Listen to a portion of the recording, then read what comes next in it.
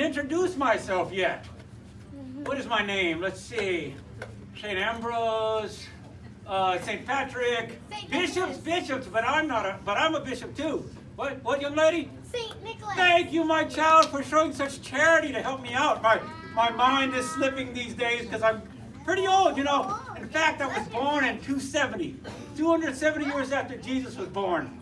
Now, I'm not a spring chicken, all right? And this Wednesday, December the 6th, guess what? I'll be celebrating my 1,754th birthday.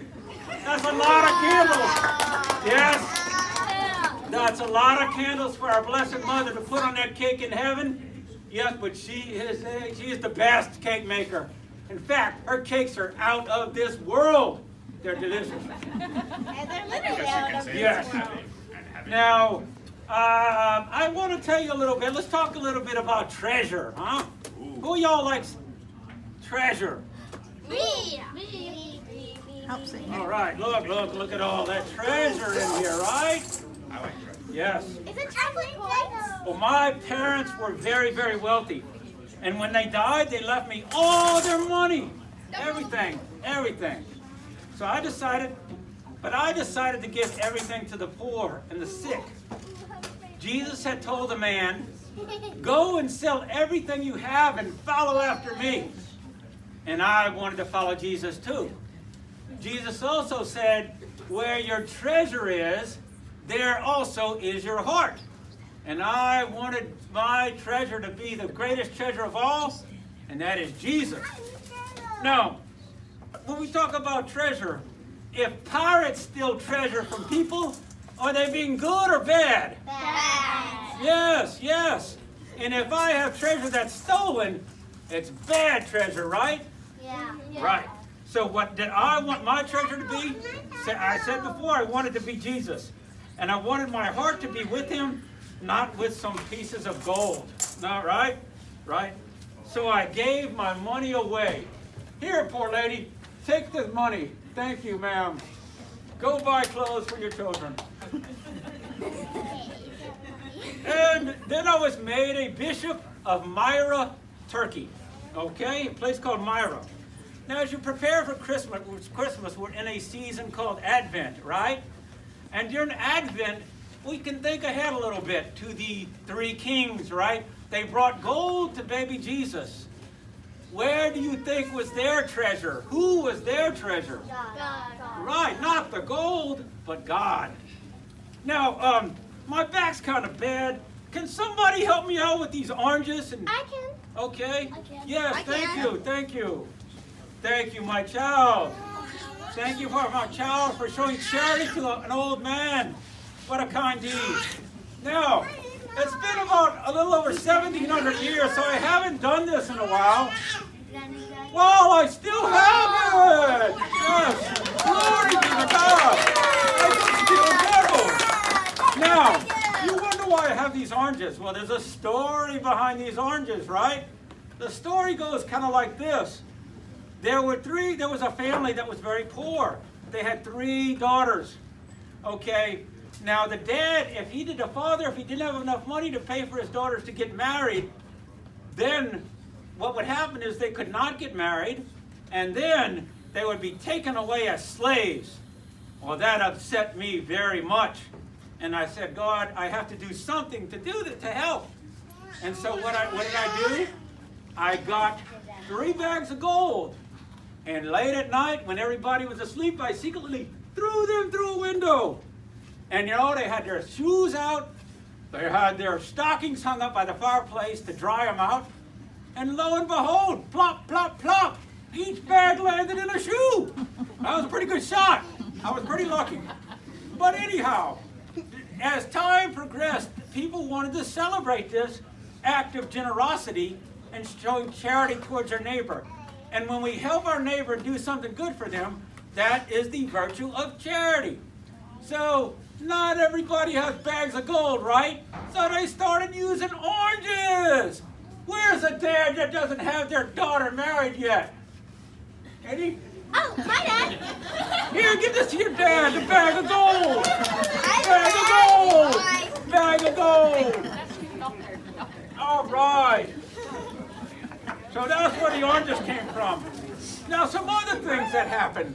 Little kids started to put their shoes out, and they would put like straw and hay and carrots in it, so that St. Nicholas would come by and he would take those things out and he'd put toys and candy in its place. That was kind of nice, huh? That was a nice deed. So, did you know that for most of Christian history, people gave gifts at the feast of St. Nicholas and not during Christmas? And why do you think that? Wasn't it better because people could then give their best gifts to Jesus on his birthday and give attention to him, the King of Kings? And what is the name of Jesus' birthday? Christmas. Very good. Thank you so much, my son, for your kind charity to a man of old age. I appreciate it. You know, we can show charity to people too. And I suggest that for every good deed you do, if you have a manger out in this Advent, every good deed you do, take a piece of straw or hay, put it in a little manger before Jesus arrives to remind you of the good deeds you were doing, okay? So now, one gift we can give to Jesus is our sacrifices. Now, a sacrifice means choosing to do something that's hard or unpleasant, but doing it because we want to please God, we want to love God. Now, how do I explain sacrifice maybe in another way? Let me think. What are those things in those boxes that are round with the hole and they're sticky? What do we call those things? Donutties, okay. Am I here? Donutty, okay. So suppose after Holy Mass, you come here and you swallow down 2 donutties. And then you're thinking, do I have another one? Do I get another one? And you're like, well, it might be kind of greedy of me to do that, and somebody else might want one, and you make a sacrifice. You say, no donutty, no more donutty for me. Okay? That is a sacrifice that you have offered as a prayer to God. Well done, little ones. Well done. You know, I'm thinking about another guy, Santa Claus.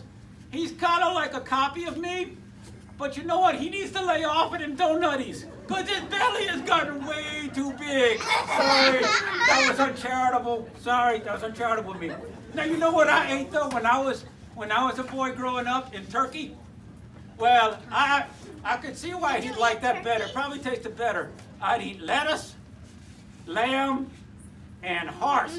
I would eat horse. Can you believe that? So that's a sacrifice, too. Yeah. Okay, so let's talk about some sacrifices you can make at home. Suppose now, instead of your mommy and daddy doing this, you ate in the plate, and you, instead of your mommy and daddy, bring it to this thingamajiggy that cleans it. I don't know, some kind of machine. What do you call that? Washing machine. Washing machine. Oh, a plate washer. Yes, thank you, my son, for helping me out and showing charity to an old man. Or you could clean up your room, right, without mommy and daddy asking. I remember back in my day, there was a father that came to me and he complained about his son. He said, he would tell the boy to clean up his toy rocks in his room. And the boy would argue and he would throw a fit. So you see, that's been a problem for over 1,000 years now. But you, my children, can fix the problem. You know how? By obeying your parents with a good attitude, right? And by praying as best you can at home and at Holy Mass at church. Now there's another story from my hometown of Myra, Turkey.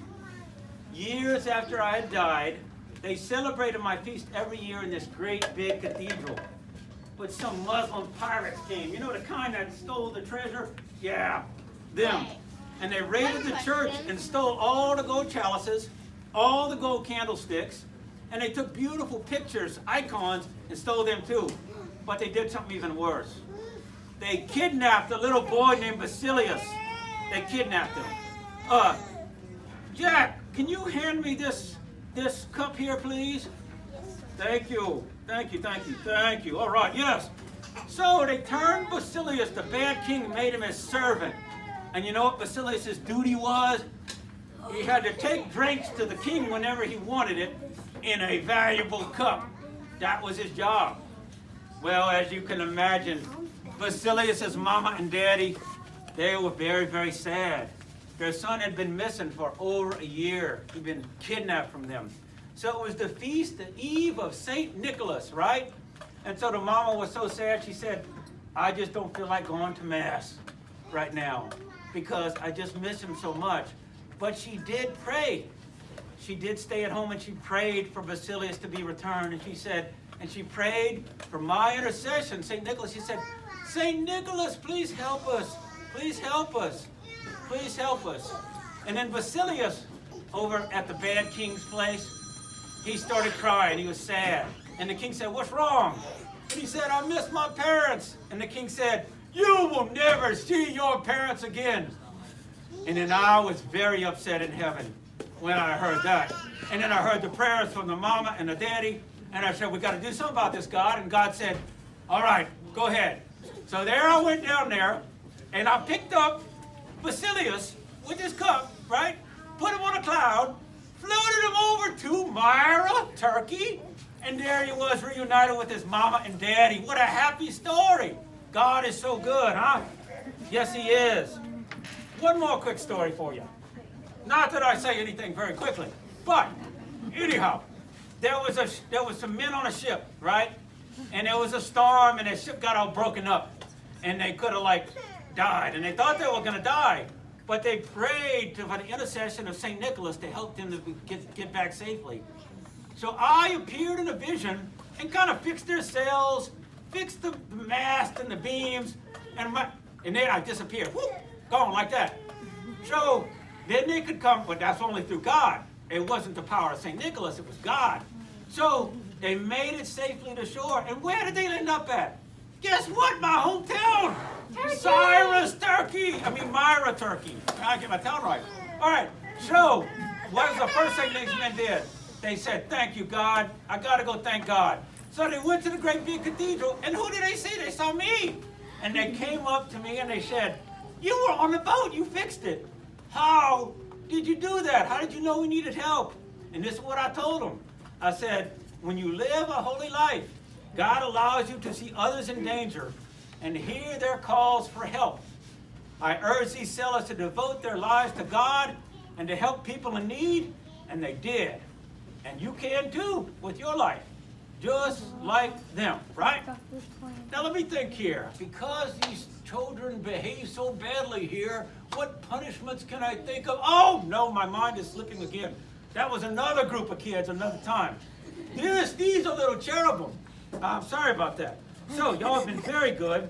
And yes, yes, yes, children, because of your good behavior, I'm about to give you each a gift.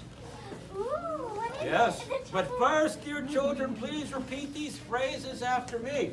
All right? I will say a little phrase, and you copycat me. All right? Here we go. Where my treasure is, there also... Okay, let me finish the phrase. Where my treasure is, there also is my heart. Where my treasure is, there also is my heart. Jesus, you are my treasure, and my heart is with you. Jesus, you are my treasure, and my heart is with you. And this final one, dear Jesus, help me to live a holy life. Dear Jesus, help me to live a holy life. Very good, very good. Thank you, boys and girls, for showing charity to this old man with these great responses. Please continue to be good to God and to others, and may God bless each one of you. And now, please come up and get your gifts from St. Nicholas. Oh, where are my gifts?